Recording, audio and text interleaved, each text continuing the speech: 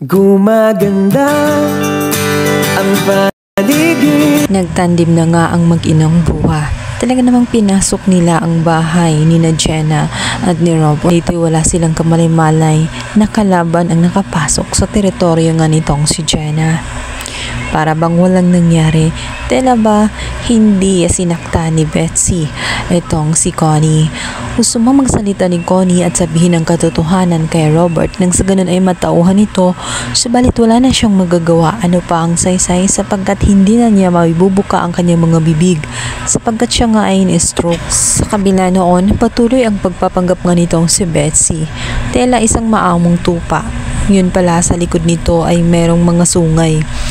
Talagang nilambing niya sa harapan ni Connie at ginawa ang lahat. Nag-offer pa si Robert na kumuha nga ng caregiver para alagaan nga si Connie sapagkat nahihiya siya na si Betsy pa rin ang mag-aalaga at ang kanyang ina.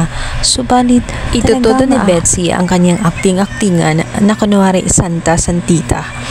Kaya naman nag-offer siya at sinabi niya na magaling siyang caregiver at napatunayan naman niya yon sa kanyang maminda. Kaya bakit pa maghahanap? Plano ni Betsy na siya na ang mag-aalaga, subalit wala siyang plano na pagalingin ang sakit nga ni Connie dahil sa kanyang palagay ay palakid lamang si Connie at titiyakin lamang ni Betsy na tuluyang hindi na ito gumaling, sa ganon ay hindi na ito maging pakialamera pa sa kanyang mga gusto at mga plano. Nang makaalis nga itong si Robert, dito na may lumabas na ang sungay ng mag-ina.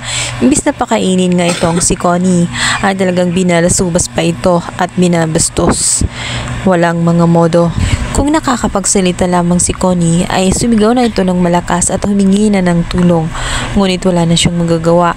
Walang makakaintindi sa kanya at hindi rin siya makapagsalita ng diretsyo. Nanganganib ang kanyang buhay. Natitiyak nito na talagang mamadaliin ni Betsy ang kanyang buhay nang sa ganon walang hahadlang sa kanyang mga plano. Noon pa naman ay ayaw na talaga si Betsy.